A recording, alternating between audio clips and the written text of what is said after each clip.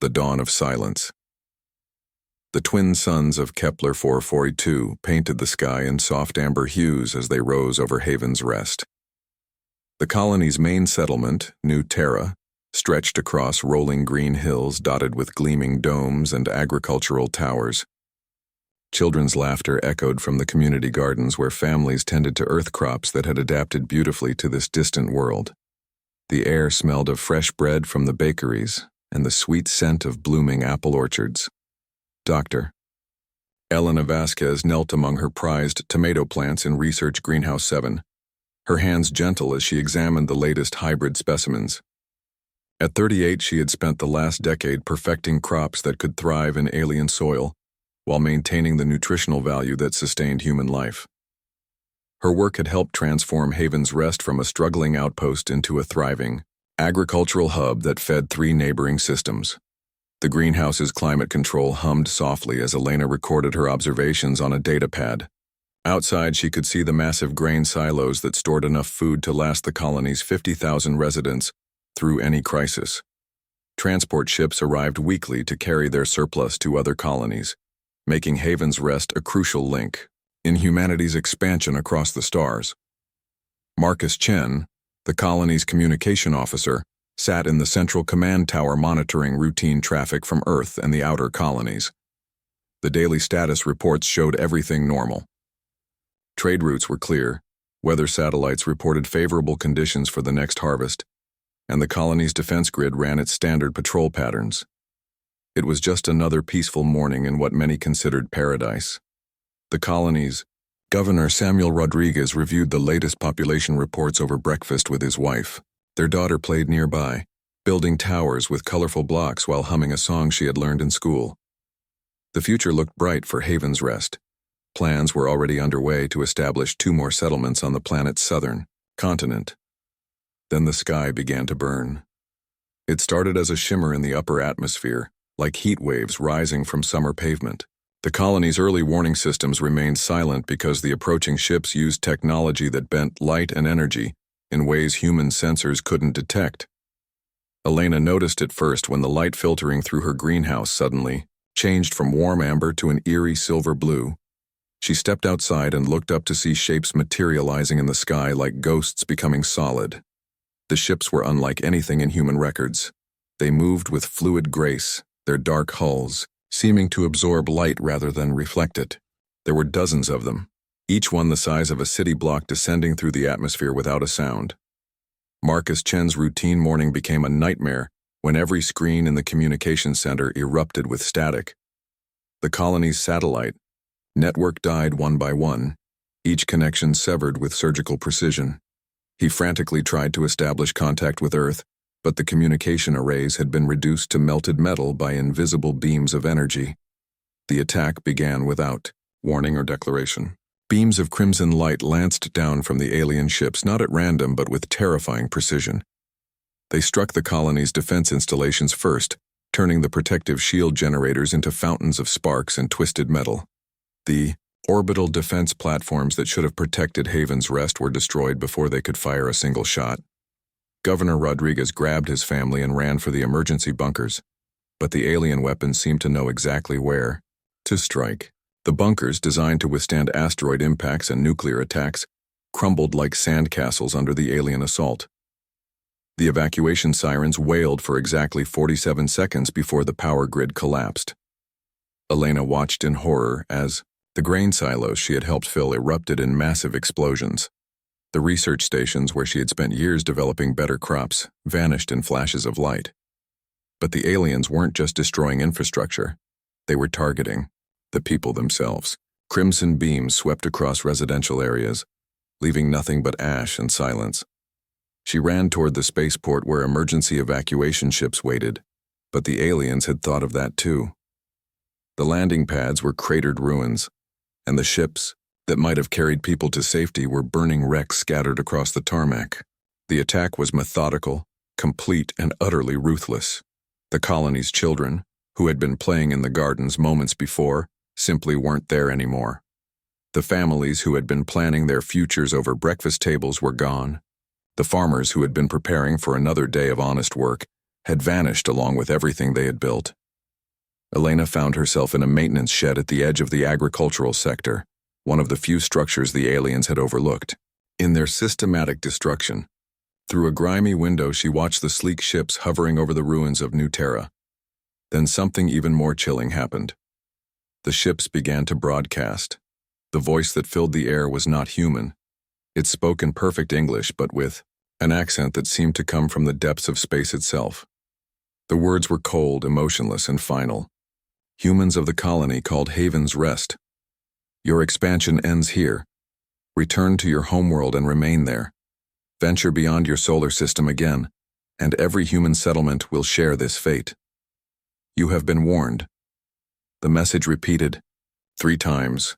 Then the ships rose into the atmosphere and vanished just as silently as they had arrived. Elena crouched in the shed, surrounded by the deafening silence of a world that had just lost 50,000 souls. The twin suns still shone in the sky, but their light now illuminated only devastation. She found a small emergency pod in the maintenance facility, designed for carrying supplies to orbital stations. It wasn't meant for interstellar travel, but its basic navigation system could reach the nearest relay station. Elena activated the pod's distress beacon and climbed inside, her hands shaking as she initiated the launch sequence. As the pod lifted off from the dead world, Elena looked down at what had been her home for 10 years. The green fields were black, scars. The gleaming domes were rubble. The children's playgrounds were empty craters. Haven's Rest had been murdered, and she was the only witness. The pod's communication system crackled to life as it approached the relay station. Elena's voice was hoarse as she transmitted the first report of what would soon be known as the Haven's Rest massacre. This is Dr. Elena Vasquez of Haven's Rest Colony. We are gone. They are all gone. Unknown alien force has destroyed the entire settlement. 50,000 casualties. The aliens warned us to stay in our solar system. I repeat, Haven's Rest is gone.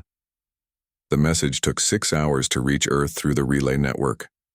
When it did, it landed on the desk of President Sarah Chen like a thunderbolt. The leader of the United Earth government read the report 3 times before she fully understood what she was seeing. Then she activated the emergency protocols that hadn't been used since the asteroid crisis of 2387. Within an hour, every human colony, every space station, every mining outpost had received the news. The reaction was immediate and unprecedented. From the ice miners of Europa to the terraforming crews of Mars, from the deep space explorers beyond Pluto to the luxury habitats of the asteroid belt, humanity responded with a single voice. The voice was fury. President Chen addressed the species from the emergency session of the Global Council. Her words were broadcast to every human settlement in the galaxy, and they carried the weight of absolute conviction. Citizens of humanity. Today we lost not just a colony but 50,000 of our brothers and sisters. They were farmers, scientists, teachers, children with dreams of tomorrow.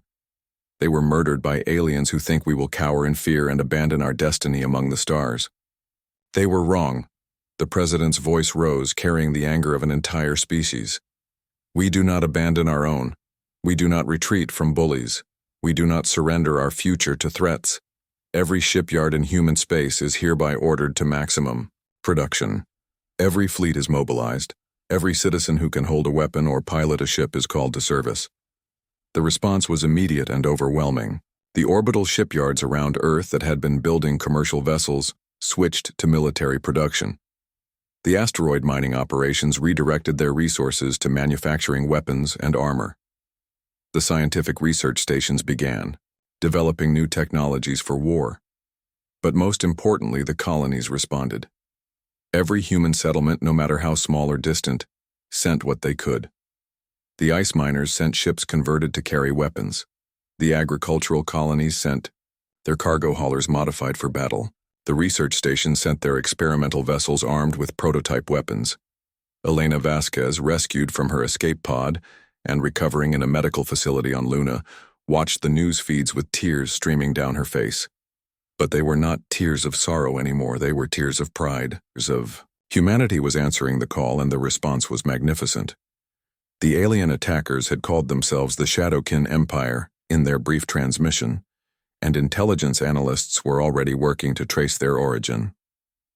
But the name didn't matter. What mattered was that they had made a fatal mistake. They had assumed that destroying one colony would terrify humanity into submission. Instead, they had awakened something far more dangerous than they could have imagined. They had awakened the fury of a united human race, and that fury was about to be unleashed upon the galaxy with the force of 100,000 ships. The message was clear, and it would soon be delivered personally. Touch one of us, and all of us will answer. The dawn of silence over Haven's Rest had become the beginning of humanity's loudest roar. The thunder of 10,000 suns. 6 months after the massacre at Haven's Rest, the space around Earth had transformed into something unprecedented in human history. Where once commercial traffic and peaceful research vessels had moved in orderly patterns, now stretched the largest military fleet ever assembled by any species in the known galaxy. Admiral Jackson Torres stood on the bridge of the flagship Retribution, watching through the massive viewports as ships continued to arrive from every corner of human space. Each vessel told a story of sacrifice and determination. The converted mining ship Deep Striker from the asteroid belt still bore the scars of hasty weapon installations. The agricultural transport Golden Harvest from the farming colonies of Ceres had been transformed into a troop carrier, its cargo, holds now filled with Marines instead of grain. The admiral was a veteran of the border conflicts of 2389, but nothing had prepared him for this moment. 100,000 ships of every size and configuration floated in formation around Earth's orbital space. Massive dreadnoughts built in the forges of Mars shared space with nimble fighters constructed in the zero-gravity shipyards of the outer planets. Each ship represented not just military might, but the united will of humanity itself. Dr. Elena Vasquez, now serving as a civilian advisor to the fleet, stood beside the admiral reviewing the tactical displays. Her survival had made her a symbol of human resilience, and her botanical expertise had proven surprisingly valuable in understanding alien ecosystems and potential weaknesses. The trauma of Haven's Rest still haunted her dreams, but it had also forged her into something harder than steel. The intelligence reports spread across the holographic displays painted a grim picture of their enemy. The Shadowkin Empire controlled 17 star systems along the galactic rim, each one stripped of resources and populated by enslaved species. Their technology was advanced beyond current human capabilities, but it followed patterns that human scientists were beginning to understand. President Sarah Chen's voice echoed through the fleet's communication systems as she delivered what many believed would be the most important speech in human history. Her words reached not just the crews of the assembled armada, but every human settlement across the galaxy. Children of Earth, pioneers of the stars, defenders of humanity's future. Today we embark on a journey that will define who we are as a species. The Shadowkin Empire believes that fear will keep us contained to our solar system. They believe that the murder of 50,000 innocent souls will make us cower and abandon our destiny among the stars. They have never been more wrong. The president's image appeared on screens throughout the fleet, her face carrying the determination of an entire species. We do not go to war lightly. We go because we must. We go because when evil strikes at innocence, good people must respond. We go because humanity does not abandon its children, living or dead. The people of Haven's Rest will not be forgotten, and they will not go unavenged. Captain Maria Santos of the fast attack cruiser Lightning's Edge listened to the speech while conducting final systems checks. Her ship was one of hundreds of similar vessels, each one crewed by volunteers who had left their civilian lives behind to answer humanity's call. The crew compartments buzzed with nervous energy as Marines checked their equipment and pilots ran through combat protocols. The fleet's composition told the story of human ingenuity and adaptability. When the call went out for ships, humanity had responded with everything that could fly and fight. Luxury yachts had been converted into reconnaissance vessels. Cargo haulers became troop transports. Even some of the old generation ships that had first carried humans to the stars were brought out of retirement and fitted with weapons. Commander David Kim, leader of Fighter Squadron 7, briefed his pilots in the hangar bay of the carrier. Indomitable. His fighters were a mixed group representing every corner of human space. There were pilots from the crystal mines of Titan, veterans from the patrol fleets of the outer colonies, and even some civilian racers who had volunteered their skills for the cause. Remember, Commander Kim told his squadron, the Shadowkin. Ships use adaptive technology. They learn from our attacks and adjust their defenses. But they can't adapt to human unpredictability. Stay creative, stay flexible, and watch each other's backs. We're not just fighting for victory, we're fighting to show the galaxy what happens when you threaten humanity. The journey to Shadowkin space took 3 weeks through the established jump routes. During the transit, the fleet transformed from a collection of separate vessels into a unified fighting force. Joint training exercises were conducted in the vast empty spaces between stars. Crews from different worlds learned to work together, sharing techniques and technologies that had been developed in isolation. The diversity of human culture became a strength. The tactical innovations of the Martian Defense Force combined with the guerrilla warfare expertise of the asteroid belt miners. The disciplined formations of the Earth fleet merged with the improvised tactics of the frontier colonies. What emerged was a military force unlike anything the galaxy had ever seen. Elena Vasquez worked with the fleet's xenobiologists to analyze every scrap of intelligence about Shadowkin biology and technology. The breakthrough came when she recognized certain patterns in their ship configurations that reminded her of plant growth structures. The Shadowkin ships weren't just built. They were grown using biotechnology that followed predictable organic patterns. Their ships adapt like living organisms, Elena explained to Admiral Torres during a strategy meeting. But like all living things, they have vulnerabilities. They're strongest when they can adapt gradually, but rapid environmental changes can overwhelm their systems. If we can hit them with multiple different attack patterns faster than they can adapt, we can break through their defenses. The first contact with Shadowkin forces came at the edge of their territory, where automated defense platforms guarded the approaches to their systems. These encounters revealed both the enemy's capabilities and their limitations. The Shadowkin technology was indeed formidable, but it was also predictable in its adaptations. Admiral Torres made a decision that would define the entire campaign. Instead of the traditional approach of cautious probing attacks, he ordered the fleet to advance in one massive coordinated assault. Every ship would attack simultaneously, with different weapons and tactics, overwhelming the enemy's ability to adapt. The main battle took place in the Kepler 442 system, where Haven's Rest had once thrived. The symbolism was intentional. Humanity was returning to reclaim what had been taken from them, and they were bringing justice with them. The Shadowkin fleet that emerged to meet them was impressive and terrifying. Their ships moved like living creatures, their hulls shifting and adapting as they prepared for battle. Energy weapons that seemed to bend space itself lanced out toward the human fleet. But humanity was ready. The battle began with a coordinated barrage from 10,000 ships firing simultaneously. Kinetic weapons, energy beams, missile swarms, and exotic prototype weapons all struck the Shadowkin fleet at the same moment. The enemy ships began to adapt, their hulls shifting to deflect the incoming fire. But they couldn't adapt to everything at once. Captain Santos led her squadron in a daring attack run through the enemy formation, her ships dancing between the massive Shadowkin vessels like dolphins swimming through a storm. The precision flying of the human pilots, trained in 100 different environments, proved superior to the predictable patterns of the alien ships. Fighter Squadron 7, led by Commander Kim, exploited the confusion created by the capital ship engagement.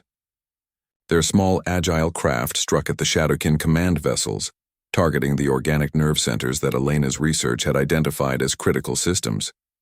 The turning point came when the flagship Retribution engaged the largest Shadowkin vessel in single combat. Admiral Torres had wagered everything on a direct confrontation, ship to ship, commander to commander. The alien vessel was twice the size of the human flagship and armed with weapons that warped reality itself. But the Retribution had something the Shadowkin ship didn't expect: unpredictability. Instead of following standard naval tactics, Torres, ordered his ship to perform maneuvers that violated every rule of space combat. The ship spun, dove, and weaved through 3 dimensions while firing in patterns that seemed random, but were actually precisely calculated to overwhelm the enemies. Adaptive systems. Elena Vasquez, monitoring the battle from the bridge, watched as her theories proved correct. The Shadowkin vessel's organic technology was trying to adapt to the chaotic human tactics, but the rate of change was too fast. The alien ship's hull began to ripple and distort as its adaptive systems fought against each other. The end came suddenly. The massive Shadowkin flagship simply stopped fighting, its adaptive systems locked in recursive loops that prevented it from taking any action. Admiral Torres ordered a boarding party to secure the vessel, and what they found inside shocked even the most hardened Marines. The Shadowkin weren't conquerors in the traditional sense. They were the last remnants of a species that had been consumed by their own technology. Their adaptive biotechnology had taken over their minds and bodies, turning them into tools of their own creations. They attacked other species not out of malice, but because their technology demanded new genetic material to fuel its endless adaptations. The revelation changed everything. This wasn't a war against evil, but a rescue mission for a species that had lost control of its own evolution. The human fleet, designed for destruction, became an instrument of liberation. The remaining Shadowkin, ships freed from the influence of their flagship's controlling consciousness, ceased their attacks. For the first time in millennia, the enslaved crews aboard those vessels were able to think for themselves. Many were grateful for their liberation.